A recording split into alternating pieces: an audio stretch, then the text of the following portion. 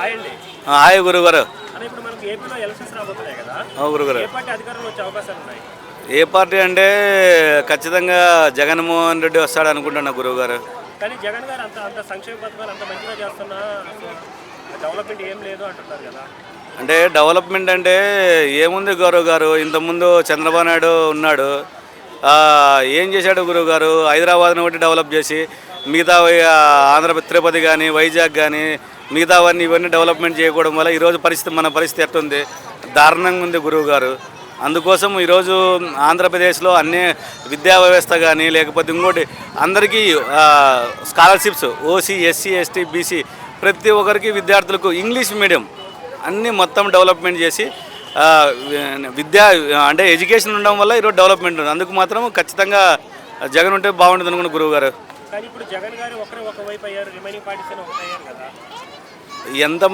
ఎంతమంది ఉన్నా కూడా అది ఎట్లుందంటే అంటే అది నిజం నిప్పు లాంటిది గురువు గారు. ఎంతమంది ఒకటైనా కూడా జనాలు ఆల్రెడీ 5 ఏళ్ళు చూశారు కదా. చంద్రబాబు నాయుడు 10 ఏళ్ళు చూశాడు, జగన్ 5 ఏళ్ళు చూశారు. అక్కడ ఇక్కడ జనాలేమి ఈ రోజుల్లో ఎందుకంటే మీడియా ఉంది, సోషల్ మీడియా ఉంది, ఇదంతా క్యాచ్ చేస్తున్నారు అనమాట. మనకు ఎవరు ఇస్తే బెనిఫిట్ ఉంటుందని చెప్పి ఆలోచించి ఖచ్చితంగా పక్కాగా విలేజ్ లెవెల్లో మాత్రం పక్కా జగన్ గారికి బాగా ఉంది. ఒక అర్బన్లో మాత్రం తెలుగుదేశానికి మాత్రం ఏమన్నా ఉంటుందో నా అభిప్రాయం. అలాగే 2019లో 150 సీట్లు వచ్చాయి వైసీపీకి, ఎన్ని సీట్లు రావచ్చు? ఈసారి కొద్దిగా ఏమంటే అందరూ ఓటయ్యారు గురువు గారు.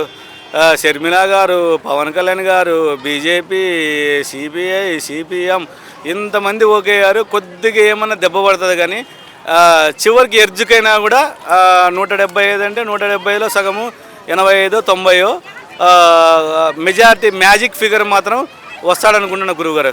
ఎన్ని కూటములు వచ్చినా కూడా జగన్కి రావాల్సిన సీట్లు వచ్చేస్తే ప్రభుత్వం ఫామ్ చేస్తారు. ఎన్ని కూటములు వచ్చినా కూడా ఎంతమంది వచ్చినా కూడా దాదాపు 100 పక్కా సెంచరీ మాత్రం కంపల్సరీగా గురువుగారు.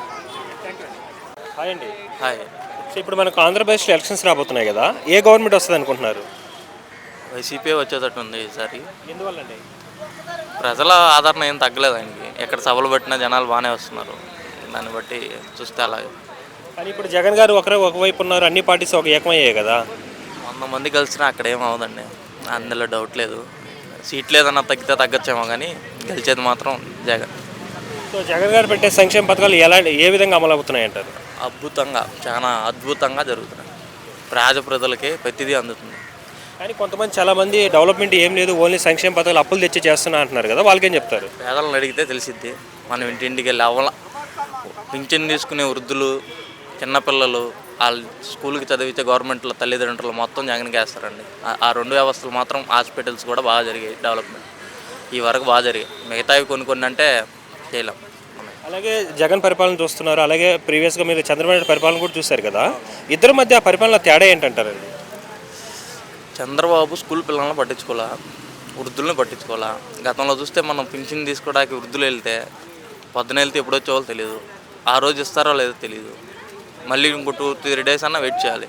ఇవాళ అలా లేదు, మంచం మీద ఉన్న ముసలోడైనా వాలంటీర్ వెళ్ళి ఇస్తున్నారు. ఆ వ్యవస్థ బాగుంది. అలాగే 2019లో వైసీపీకి 150 సీట్లు వచ్చాయి కదా, ఈసారి ఎన్ని సీట్లు రాబోతున్నాయండి? తగ్గుతాయండి, సీట్లు అయితే తగ్గుతాయి. ఎందుకంటే ఇద్దరు పొత్తుంది కదా, పవన్ కళ్యాణ్ ఎఫెక్ట్ కొంచెం ఏదన్నా తగలచ్చు కానీ అంత భారీగా ఉండదు. సీట్లు అయితే కొంచెం తగ్గచ్చు. సీట్లు ఎంత తగ్గినా మళ్ళీ చంద్రబాబు నాయుడు జగన్ గారే సీఎం అవుతారు ఖచ్చితంగా, అందులో డౌట్ లేదు. అవునవును, బాగానే ఉంటుంది. మరి ప్రతిపక్ష పార్టీలు ఎందుకు వ్యతిరేకం చేస్తాయి అంటారు? ఇక పార్టీ అన్నాక వ్యతిరేకం ఉండాలి, వ్యతిరేకం లేని పార్టీ ఏమో అది. అవును, ఎక్కడైనా ఉంది, ఎక్కడైనా వ్యతిరేకం ఉంటేనే కొద్దిగా స్టాండర్డ్ ఉంటుంది. ఏదైనా ఇంటింటికి పథకాలు తీసుకురావడం, వాలంటీర్ వ్యవస్థ, వాలంటరీ బాగుంది. మా ఇక్కడ కూడా పెడతారు ఆల్రెడీ. అలా దేశంలో ఎక్కడ లేదంటే లేదు. అది బాగుంది, అదైతే బాగుంది. ఇక్కడ తెలంగాణ కూడా అప్లై చేస్తారు ఆల్రెడీ. జగన్ గారు పెట్టింది. అవును, అది వాస్తవం. ఇది సో అది పెట్టింది ఆయన చాలా మంచి పని అది. అవును.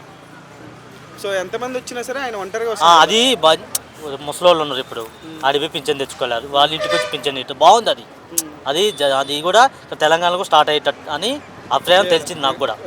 స్టార్ట్ చేస్తారంట. అవును, తెలిసింది న్యూస్. అది బాగుంది, ప్రభుత్వం బాగానే ఉందిలే కానీ వ్యతిరేకం ఉండాలి ఏదైనా. ఇప్పుడు వ్యతిరేకలేంది ఆయన కూడా పనులు చేయలేవాడుగా. యువతలోడు పడుతుంటేనే ముళ్ళు గారు పడుతుంటేనే పనులు చేయాలని ఉంటుంది. సో రెండోసారి కూడా జగన్ అవును, అది వాస్తవం. పోయినసారి 150కి వచ్చినాయి ఈ సీట్లు, ఈసారి ఎన్ని వస్తాయి? 170. ఇక అది ఇది అంటారు కాబట్టి వస్తుంది బాగానే, సీట్లు కూడా బాగానే వస్తుంది. ఇంకా ఎట్టైనా జనం నమ్మరుగా, కొంచెం మంచి పనులు చేస్తుండని తెలుసు. జగన్ గారు మంచి పని చేస్తే జనాలు తెలుసు కాబట్టి వాళ్ళంటే అయితే బాగుంది ఇది. సో జగన్ గారికి బాబు గారికి డిఫరెన్స్ చెప్పండి, ఏం చెప్తారు తేడా? ఇక బాబు గారికి జగన్ గారికి అంటే ఇక డిఫరెంట్ ఏముంది, ఆయన కూడా చేసిలే కానీ మంచి పనులు. ఇక జనం ఉంటారుగా, అంత చేయలేదులే, కొంచెం మంచి పనులు చేస్తుండు. సో ఫైనల్గా ఎన్ని సీట్లు వస్తాయి అనుకుంటున్నారు? 175కి జగన్ గారికి 75 సీట్లు ఉన్నాయి ఆంధ్రాలో. ఎన్ని సీట్లు మీరు అనుకుంటున్నారు జగన్ గారు? పోయినసారి 150 వచ్చినాయి. 150 వచ్చినాయి. అప్పుడు ఇప్పుడు కూడా అంతే, 1-2 తగ్గుతాయి అంతే, వస్తాయి. అవును, మళ్ళీ జగన్ గారు రెండో థ్యాంక్ యూ. ఆడ ఏడ గెలుస్తుంది చెప్పు, ఆడ ఇంకా వేరే సెంటిమెంట్ అలాగ ఉంటుంది. అంటే పవన్ కళ్యాణ్ గారికి రాజకీయంగా అంత ఏం లేదంటారా క్రేజ్?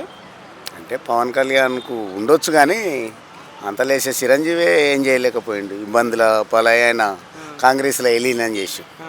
ఈయనతోటి అవుతుంది అనేది మనం పెద్ద జర ఆలోచించవలసిన అవసరం. జగన్ గారికి పథకాలు మంచిగా అమలు చేస్తారని చెప్పేసి మంచి పేరు ఉంది. ఇప్పుడు జగన్ గారికి బాబు గారికి తేడా చెప్పండి, ఏం చెప్తారండి మీరు? ఇంకా ఆయన బాబు గారు కూడా కొత్త రాజకీయానికి చూడాలి, వాళ్ళని జూనియర్ ఎన్టీఆర్ను వాళ్ళని తీయాలి. తీస్తలేడు ఆయన. ఈయననేమో పోరలను పట్టుకొని ముసలోళ్ళని పట్టుకొని రాణిస్తలేదు. అట్లా చేయడం మనకు తెలియదు, అది మనకేం తెలుస్తుంది. కానీ కొత్త వాళ్ళకి అవకాశం ఇస్తే వేరే అవుతుంది. లోకేష్ గారి ద్వారా కూడా అంత ఏమవుదా? ఏమిగా ఆయనకు టాకే రాదు, మాట్లాడడానికే రాదు.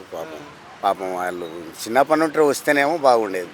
షర్మిల గారు కాంగ్రెస్లో జాయిన్ అయ్యారు కదా, మరి ఆమె కూడా ఇప్పుడు టీడీపీ జనసేన వీళ్ళకి సపోర్ట్ చేస్తే ఒంటరోడు మట్టానికి అయిపోతాడు. ఆయన ఏముండదు, ఆమె ఏం సపోర్ట్. ఇంకోటి ఆమె రావడం వల్ల ఈయనకే ప్లస్ పాయింట్ అవుతుంది. ఎందుకవుతుంది అంటే ఎవరి వాళ్ళ ఓట్లు వాళ్ళవి ఉంటాయి. అందరు కలిసి ఒకరి మీద పడుతున్నారు ఏంటని చెప్పి ఆ విధంగా ఓటు జగన్ గారికి పడతాయి. పోయినసారి 151 సీట్లు వచ్చినాయి జగన్ గారికి, 175కి. ఈసారి ఎన్ని వస్తాయి? కొన్ని తగ్గొచ్చు, ఒక 30-40 తగ్గుతాయి. అంతేగాని మళ్ళీ రెండోసారి కూడా ఆయన అవుతాడు నాకు తెలిసి, నాకు తెలిసినంత వరకు. థ్యాంక్ యూ అడుగు.